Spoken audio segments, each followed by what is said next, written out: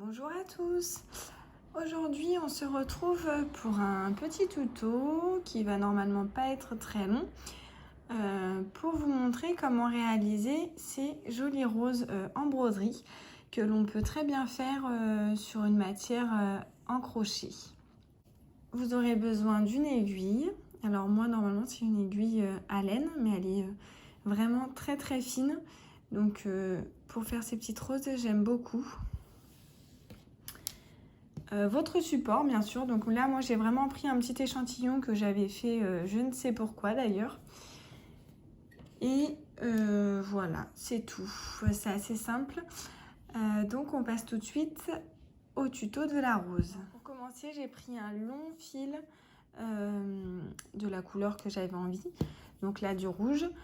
J'aime bien en prendre un très long avant pour pas me retrouver en difficulté. Pour que vous compreniez déjà mieux ce qu'on va venir faire au départ, je vous ai fait le petit schéma sur papier. Donc pour commencer, on va venir faire cette petite étoile à 5 branches. Donc 5, c'est très important d'en faire 5. Voilà, d'avoir un nombre impair. Et aussi, petite info pendant que j'y suis, la longueur de vos branches, plus elles seront grandes et plus votre rose sera grande. Donc là, vous voyez, celle-là, elle est beaucoup plus grande que les autres. Et plus votre branche sera petite, plus votre rose sera petite. Voilà. Donc on va commencer. On va venir piquer. Alors, là où on veut. Le départ où on pique, ça sera le milieu du coup. Hein. Voilà. Hop, je fais ressortir mon aiguille. Voilà, le fil de départ, on en fera un nœud après. Votre étoile, si elle n'est pas vraiment proportionnelle de tous les côtés par rapport à vos branches, c'est vraiment pas important. Hein. À la fin, ça se verra plus. Hop. Même la mienne, elle sera pas super parfaite. Et là, je viens faire ma dernière.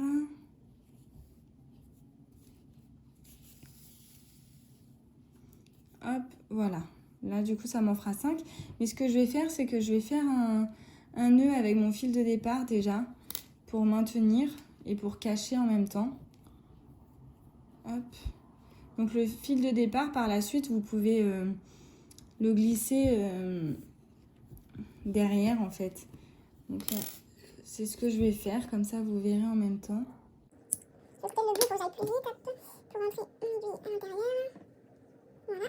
Donc, je vais venir cacher mon fil de départ. Voilà. Hop. À l'intérieur de mon œuvre. Voilà. Donc là, j'ai bien ma petite étoile avec 5 branches. Voilà. Alors maintenant, ça va être hyper simple. Je vais reprendre mon aiguille. Hop. On va passer dans toutes les branches en dessous.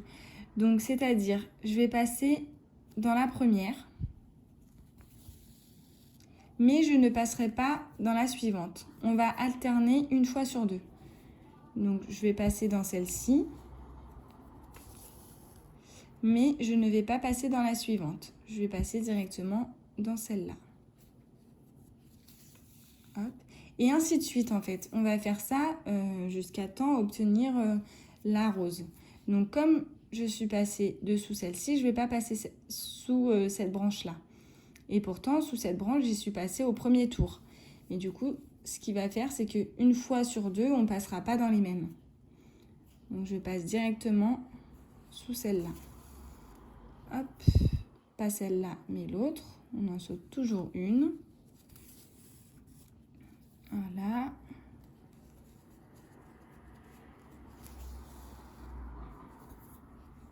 Pas celle-là, mais l'autre. Je vais vous montrer jusqu'à la fin pour vraiment que vous voyez le résultat en même temps se faire.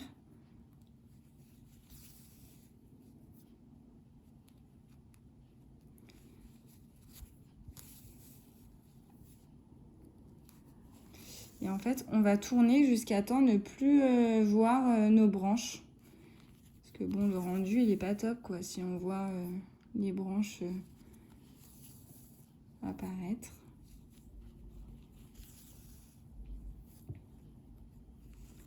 Et là, on commence à moins les distinguer, vous voyez. Donc là, hop, je repasse là. Donc l'étoile qu'on a fait au début, ça sert vraiment à nous appuyer pour le reste de la rose. C'est vraiment une aide. Donc j'ai bougé le machin. Hop. Et après là, on les voit presque plus, vous voyez. Donc il ne faut pas que je me trompe, c'est ici.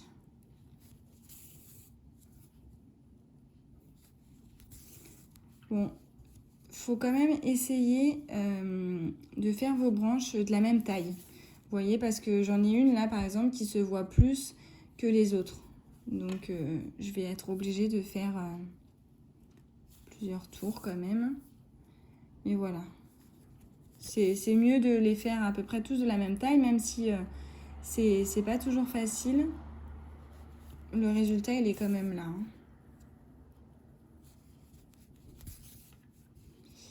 Hop, la prochaine, c'est là-bas.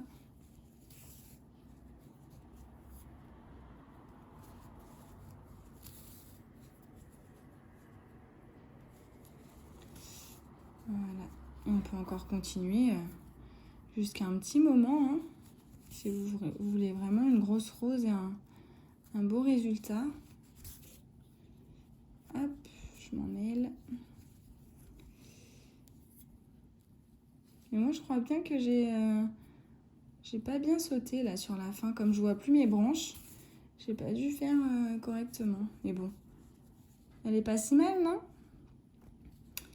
Donc là, je vais venir faire mon nœud. Donc bien derrière, vous pouvez le faire là où vous avez une petite accroche. Hop, vous faites votre nœud. Voilà. J'en refais un autre par-dessus. Hop, et puis je vais cacher mon fil du coup à l'intérieur le plus loin possible. Hein. Si votre objet il est rembourré, vous allez le plus loin possible. Vous tirez quand même bien. Hop, voilà la petite rose. Je vais venir couper, on va la cacher. Je vais vous montrer comment faire les petites feuilles. Alors après, vous pouvez les faire vraiment comme vous souhaitez. Moi, sur ce petit chapeau, là, je suis venue faire simplement des petits traits avec l'aiguille. Je n'ai pas été dans la technique sophistiquée. Alors, on va aller au travers d'une maille. Je vais venir déjà faire mon petit nœud. Comme ça, je suis tranquille. On peut le cacher après, hein, le fil. Alors là, je vais vous montrer la technique la plus simple en fait. C'est une fois que vous avez fait votre nœud comme ça, vous allez piquer là où vous souhaitez que la feuille aille dans la bonne direction. Donc plus ou moins grande. Moi, je vais en faire une petite. Vous piquez simplement comme ça en direction de votre point de départ. Hop. Et vous pouvez refaire une deuxième fois en fait pour la rendre un peu plus épaisse. Voilà, ça vous fait une petite feuille. Bon là, vous occupez pas de ce fil là, on va le cacher après. Mais voilà, ça vous fait une petite feuille. Ou bien il y a aussi une autre technique, donc je vais me mettre ailleurs pour faire la feuille de l'autre côté.